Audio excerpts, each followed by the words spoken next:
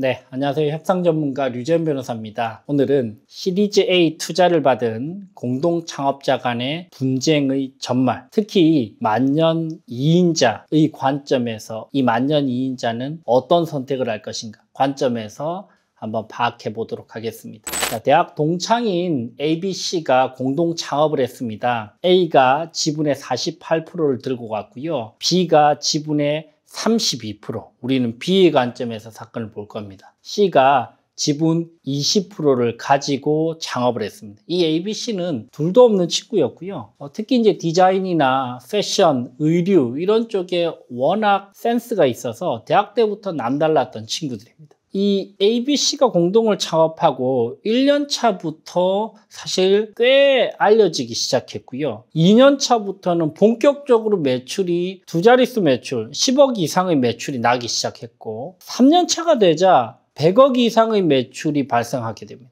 이거 사실 굉장히 어려운 일이죠. 여러분들 스타트업 기업에서 3년 차 됐을 때 100억 이상의 매출이 만들어지기 쉽지 않고요. 이게 테크 기업도 아니고요. 이 의류를 OEM으로 만들어서 브랜드를 가지고 판매하는 기업인데 사업 경험이 없는 ABC가 100억 이상의 매출을 3년 차 때 만들어냅니다. 커뮤니티가 만들어지고 팬덤이 형성되면서 이 브랜드는 점점 더 뭘 팔아도 잘 팔 수 있는 그런 브랜드로 성장을 해 나갔고요. 그때 의류 패션을 테크적으로 풀고 있는 유명 기업의 이 VC가 30억 원 정도를 투자합니다. 투자 당시의 밸류에이션은 200억이 넘었고요. 그러면서 사실은 30억 원을 투자받지 않아도 되는 상황이었어요. 그럼에도 불구하고 투자자를 모셔가지고 조금 더 폭발력 있게 사업을 하기 위해서 사실 FI 관점에서는 투자를 받지 않아도 되는데 돈이 모자라는 상황은 아니었는데 돈도 잘 벌렸고 매출도 발생했고 영업이익도 발생했는데 전략적 투자 관점에서 투자를 받았습니다. 여기까지는 굉장히 해피하죠. 근데 문제는 이렇게 3년 동안 사업이 승승장구하는 과정에서 A와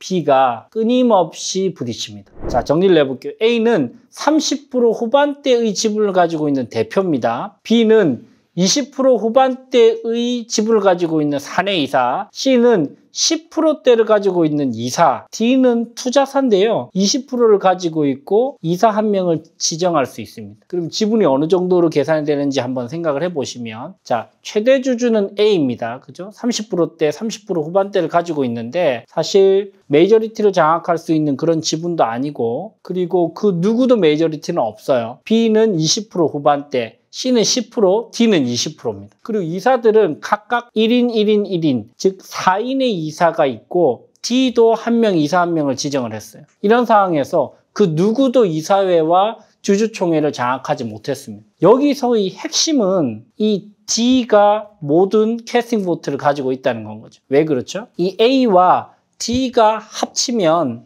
그러면 과반수가 넘어가요. 그죠? 그리고 A와 D뿐만 아니고 B와 D가 합쳐도 과반수가 넘어갑니다. 이 D가 어떻게 움직이는지에 따라서 주주총회 보통 결의를 어떻게 할 것인지가 좌지우지 될 수 있고요.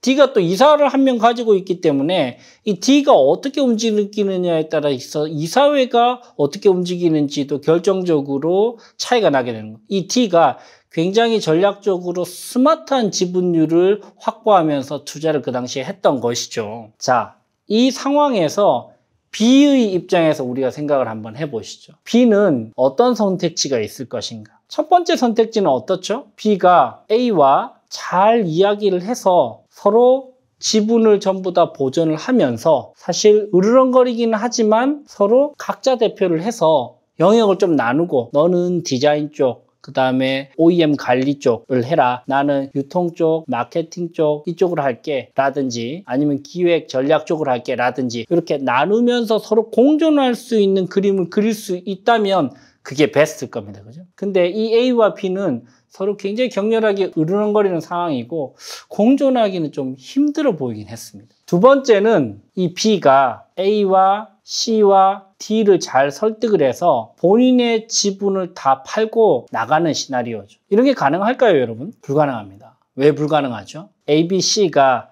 D로부터 투자를 받을 때 이미 투자 계약서 상에는 경업 금지 의무, 그 다음에 퇴사 제한 의무, 지분 양도 제한 의무 이런 것들이 적어도 3년간 다 걸려 있습니다. 그래서 본인이 팔고 싶다고 해서 주식을 마음대로 팔 수가 없는 상황이에요. 사실 주식의 가치는 250억의 밸류에이션으로 30억 투자를 받았기 때문에 본인이 30% 지분만 확보를 해도 꽤 큰 숫자 60억 이상, 70억 이상의 어떤 가치가 있지만 팔지 못해요. 본인이 락업 기간이 풀리기 전까지. 그럼 어떻게 해야 되죠? 이 B가 A, C, D를 설득을 해서 내가 있으면 서로에게 불편만 하고 이 배가 산으로 갈 것 같은데 투자계약서상의 이해관계인과 관련된 조문, 락업 3년과 관련된 조문들을 아무런 문제 없이 합의해서 해지시켜주고 나는 빠질 수 있게 좀 동의를 해달라라고 B가 A, C, D를 설득하는 것도 두 번째 옵션입니다. 세 번째 옵션은 뭐죠? 20% 후반대를 가지고 있는 B가 세 번째 옵션은 적극적으로 쿠데타를 일으키는 전략이죠. 이 B가 A를 남겨두고 C와 D를 설득만 할 수 있다면 과반의 지분을 확보를 할 수 있고 그러면서 얼마든지 A를 제끼고 본인 대표이사로 선임을 할 수도 있고 그리고 A가 이사로부터 해임되는 것을 우리가 얼마든지 시나리오로 생각해 볼 수도 있습니다. 그죠? 그래서 B가 만약에 본인이 그냥 A와 잘 지낼 수 있는 공존의 옵션 카드가 성사되지 않고 두 번째, B가 A, C, D를 설득을 해서 본인이 주식을 전부 다 팔고 나오는 카드도 성사되지 않는다면 이제는 B 입장에서는 살아남을 수 있는 유일한 방법은 A를 왕따를 시키면서 C와 D의 지분을 전부 다 본인의 편으로 만들고 그렇게 하면서 이사회도 장악해서 얼마든지 본인이 또 대표로 될 수도 있고 그러면서 주총과 이사회를 다 장악을 해서 A를 제끼고 본인 중심적으로 다시 조직을 개편하고 주총과 이사회와 대표이사를 전부 다 장악하는 최후의 수단도 생각을 해볼 수 있다는 것이죠. 여러분들 생각보다 이런 식의 분쟁 사례가 굉장히 많은데요.